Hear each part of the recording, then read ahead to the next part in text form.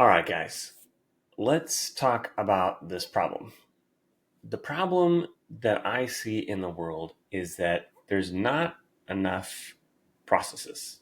Now, you might laugh and say, well, Ben, to a hammer, everything is a nail. And you're right, that's true, right? As a process guy, I'm always looking for processes.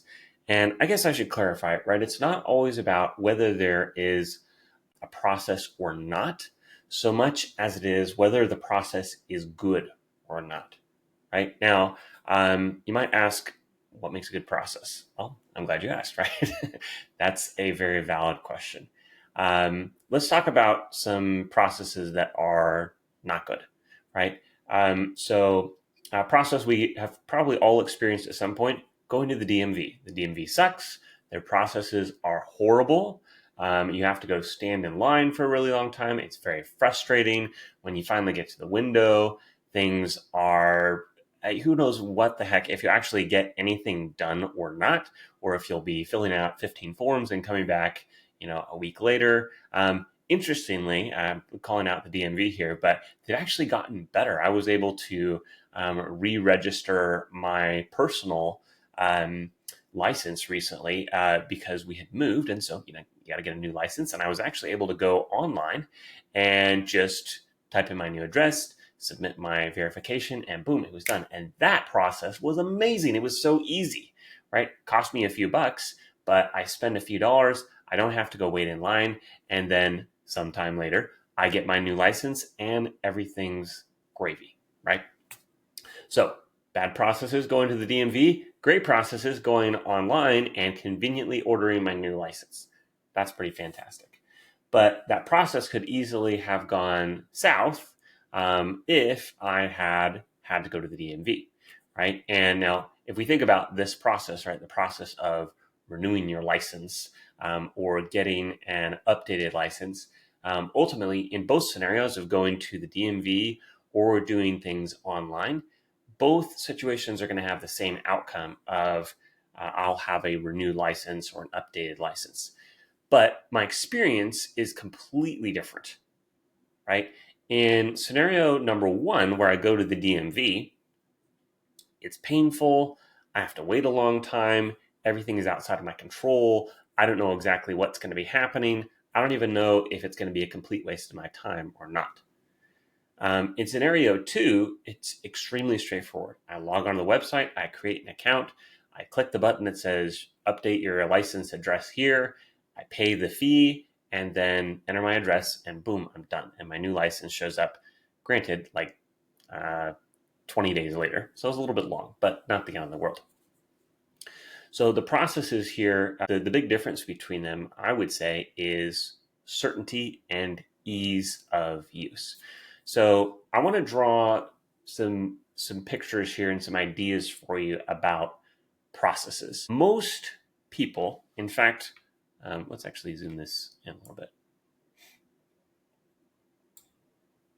All right, so when we encounter a problem, most of the time we try to solve that problem with a tool or a person. And let's think of some examples of this. Let's see. Recently, I was trying to work on my marketing, right? And I decided, you know what? I am going to find a qualified individual who has good fundamentals, who I can hire as a marketer. The reality was I didn't have a ton of money to spend on a marketer, so I had to go the economical route. So I went down to VA, hired them through a marketing agency. They had a training program, all these things, and we got reasonable results. So here's the problem that I often see. My clients come to me having this existential crisis, a need of my business is in chaos. And I've tried to solve this issue by hiring more people or buying more software.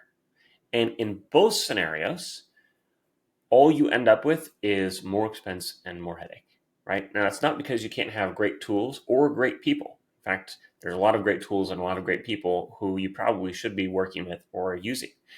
But when those tools or people join your company without a systematic investment of your time in creating the infrastructure that's necessary for them to be successful, they will fail, right? You will pay a subscription for a software and get zero value. So effectively, you have a gym membership at this point that you're not using, and you may occasionally log in and see, oh, here's a little bit of information, or man, this looks really interesting if I could just get some time to spend in it. But ultimately, you don't get any value. Same scenario when you hire that new person, right? You're hiring a person because you have this problem that you want to fix. So shoot, this part of my business is overloaded, so I'm going to hire another person and have another body, right? And a lot of us look for people that have natural ability. We say, okay, I'm going to shortcut this system of having to invest in my business and my team by building systems. And I'm going to get that shortcut by hiring someone who's amazing. And they already have all the skill and ability, and it's going to be great. Here's the problem. That person is too expensive for you to hire. Right? And even if that person is within your budget, who can have all the natural ability and experience that you want, who can just snap their fingers and fix the problem, they're still going to have their own systems and processes that are going to come into the business that are not yours. So they're going to be doing things not the way that you want. They may be able to provide some of the outcomes, but because you haven't provided the infrastructure and the systems and the expectations, ultimately they're going to fail, and it's going to be your fault because you didn't set the standard. All right, I know I'm giving you a hard time here, but these are messages that you need to hear. Hiring another person is not going to fix the problem.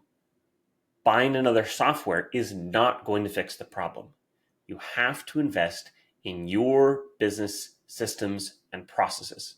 Now, let's talk about this graphic here. Okay, so we had this short flowchart that talks you through some of the thought processes around documenting processes. So, first question, are your processes documented? Yes? Great, gold star. No? That's a problem.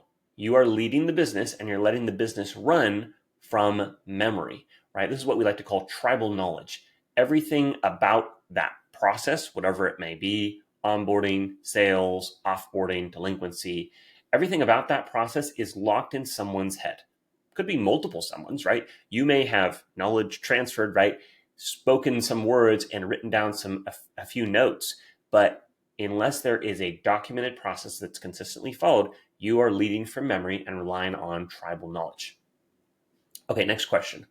Are your processes being followed? Yes? Again, gold star, congratulations. Keep up the great work. No?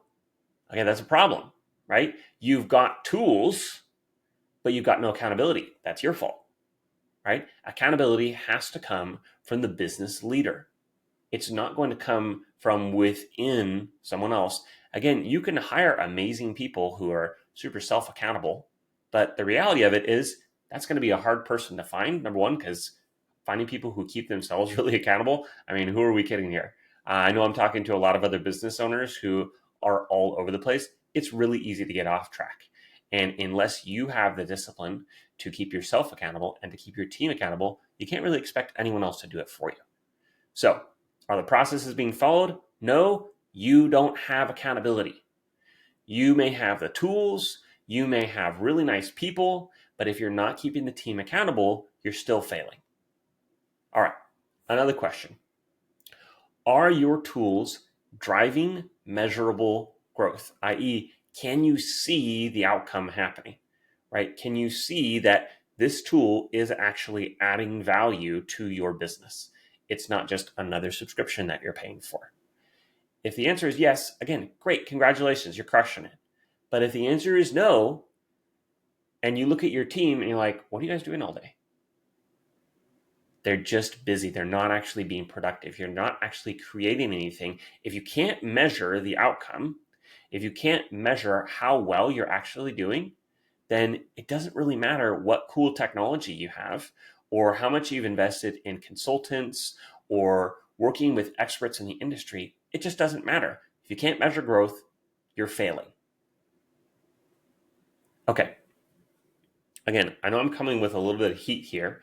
And as I'm thinking out loud about all these things and just sharing some of these thoughts, ultimately, these are things that I battle with too as a business owner. Um, Creating my own processes. It's hard, right? It's very challenging to sit down and invest the time in documenting your processes, making sure that your team follows the processes that requires systems, and that requires accountability, and that requires my time. And I don't want to give away my time, right? And are my tools driving measurable growth? Well, it's way easier to just sign up for another subscription. I just had another bill the other day that came through from Airtable. We think Airtable is super cool, but the reality is we're not using it in any meaningful way right now. That's a subscription that needs to go because I'm not getting any measurable growth out of it, right? That's not impacting my bottom line. That's not helping my team. It's just a cost.